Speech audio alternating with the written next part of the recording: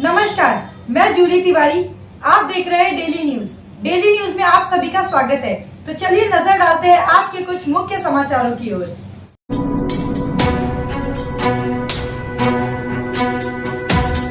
शरद पवार का नाम लेकर प्रसिद्धि की तलाश में राज ठाकरे, जितेंद्र आव्हाड का धमाकेदार बयान।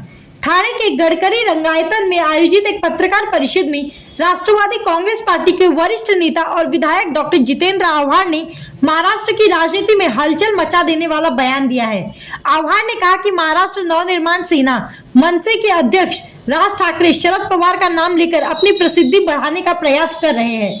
पत्रकारों के सामने आव्हाड ने स्पष्ट शब्दों में कहा, राज ठाकरे शरद पवार का नाम लेकर अपनी राजनीति को चमकाना चाहते हैं। मेरा स्पष्ट मानना है कि राज ठाकरे को शरद पवार का नाम नहीं लेना चाहिए। आव्हाड के इस बयान में राजनीतिक गलियारों में सनसनी मचा दी है। डॉक्टर आव्हाड ने कहा कि राज ठाकरे अपने बयानों में शरद पवार का नाम केवल इसलिए लेते हैं ताकि वह खुद को मीडिया की सुर्खियों में बनाए रख सके। उन्होंने कहा, यह राज ठाकरे की पुरानी रणनीति है। वह हमेशा से ही बड़े नेताओं का नाम लेकर खुद को प्रासंगिक बनाने की कोशिश करते हैं। यह बयान ऐसे समय में आया है जब महाराष्ट्र की राजनीति पहले से ही बहुत गरमाई हुई है। आव्हाड का कहना है कि राज ठाकरे को अपनी राजनीति को चमकाने के लिए शरद पवार का सहारा नहीं लेना चाहिए। उन्होंने जोर देकर कहा कि यह सही नहीं है और इससे केवल राजनीति में और विवाद बढ़ेगा। राजनीतिक विश्लेषकों का मानना है कि आव्हाड के इस बयान के बाद मनसे और राष्ट्रवादी कांग्रेस पार्टी के बीच तनाव बढ़ सकता है। इस बयान के बाद अब देखना यह है कि राज ठाकरे इस पर क्या प्रतिक्रिया देते हैं और महाराष्ट्र की राजनीति किस दिशा में जाती है। शरद पवारांनी निशाणा साधलाय। त्यांनी सांगितले की महाराष्ट्राचा मणिपूर होऊ नये आणि शरद पवारांनी या संदर्भात हातभार लावू नये। तसंच कुठेतरी पाहायला गेलं तर पुन्हा शरद पवारांचं नाव घेऊन कुठेतरी चर्चेचं विधान आलंय। असे की राज ठाकरेंना चर्चेत राहायला आवडतं आणि चर्चेत राहायचं असेल तर शरद पवारांचं नाव घ्यावं लागतं, कारण का महाराष्ट्राच्या राजकारणाला त्यांचा रेलेव्हन्स संपलेला आहे, इरिलेव्हंट झालेले आहेत ते। त्यामुळे शरद पवारांनी काय करावं याच्यापेक्षा राज ठाकरेंनी काय करावं, किती वेळा भूमिका बदलाव्यात याच्या संबंधित त्यांनी विचार करावा। शरद पवारांना उपदेश करायला जाऊ नये। त्यांचं म्हणणं की जातीचं मला माहित नाही, मात्र जातीच्या मुद्द्याला पवारांनी हातभार लावून जातीचं तुम्हाला माहित नाही तर तुमच्या घराखाली दलित विद्यार्थ्यांना मारहाण का झाली? पोरीला मारलं होतं। आणि जेव्हा डॉक्टर बाबासाहेब आंबेडकरांची पुण्यतिथी असते 6 डिसेंबरला, तेव्हा तुमचा बंगला सोडून तुम्ही 4 दिवस लोणावळ्याला जाऊन का राहता? हे कोणाला माहित नाही, जगाला सांगावं लागेल। तुमच्या मनातला जातीद्वेष किती आहे, धर्मद्वेष किती आहे ते तुमच्या जवळच्या लोकांना व्यवस्थित माहिती आहे। तेव्हा राज ठाकरेंनी निदान जातीपातीच्या राजकारणाबद्दल बोलू नये। त्यांनी परप्रांतीयांची देखील भूमिका मोठी त्यांनी परप्रांतीयांविरुद्ध भूमिका घेतली, त्यांनी मुसलमानांविरुद्ध भूमिका घेतली, त्यांनी दलितांविरुद्ध भूमिका घेतली। अशा माणसांनी जातीपातीबद्दल बोलावं आणि ते पण शरद पवारांबद्दल,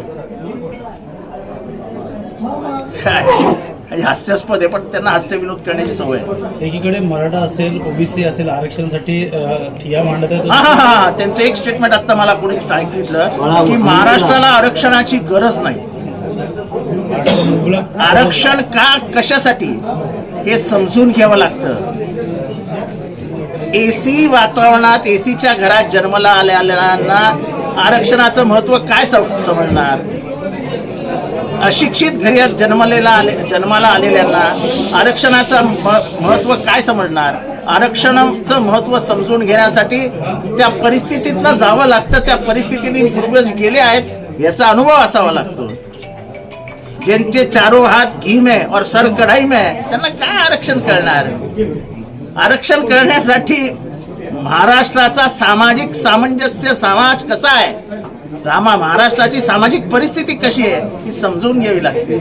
आणि म्हणून तर आम्ही म्हणतो एकदा होऊन जाऊ ना, जातीनुसार जनसंख्या होऊन जाऊन द्या, म्हणजे बहुजन समाज किती आहे हे महाराष्ट्राला एकदा कळेल आणि बहुजनांची आर्थिक परिस्थिती कशी आहे हेही कळेल। आणि म्हणून तर आम्ही म्हणतो की आर्थिक दृष्ट्या दुर्बल असलेल्या मराठ्यांना आरक्षण मिळालंच पाहिजे, ही आमची भूमिका आहे। शरद पवारांची नेहमीच भूमिका घेतात की हे सरकार की छगन भुजबळ असतील तरी देखील सांगले की मंडळ आयोग आणण्यामध्ये शरद पवारांनी कुठल्या समाजाशी समाजाबद्दल काम केलंय हे मी आता या क्षणाला सांगण्याची गरज नाही। त्या समाजाला व्यवस्थित माहिती आहे की शरद पवारांनी आपल्यासाठी काय केलंय। मग ते धनगर असो, ते आदिवासी असो, ते शेड्यूल कास्ट असो, जेव्हा भारतात कोणाची मंडळ आयोग आणण्याची हिंमत नव्हती, ओबीसीला आरक्षण देण्याची हिंमत नव्हती, त्या काळात ओबीसीला आरक्षण देण्याचं काम माननीय शरदचंद्र पवारांनी केलं.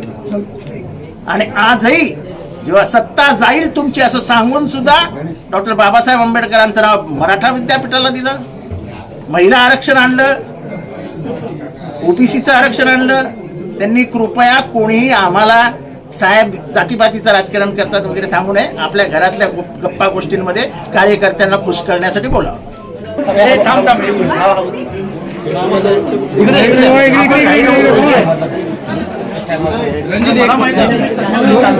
मोबाईल कोणाचा आहे? मोबाईल हाँ भाई स्वागत.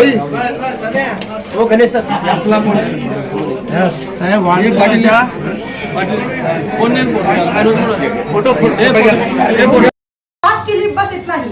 कल फिर मिलेंगे इसी वक्त इसी चैनल पर. तब तक के लिए मुझे दीजिए इजाजत. धन्यवाद. हमारे चैनल को सब्सक्राइब करें और बेल आइकन दबाना ना भूलें ताकि हमारी खबरें सबसे पहले आप तक पहुंचे.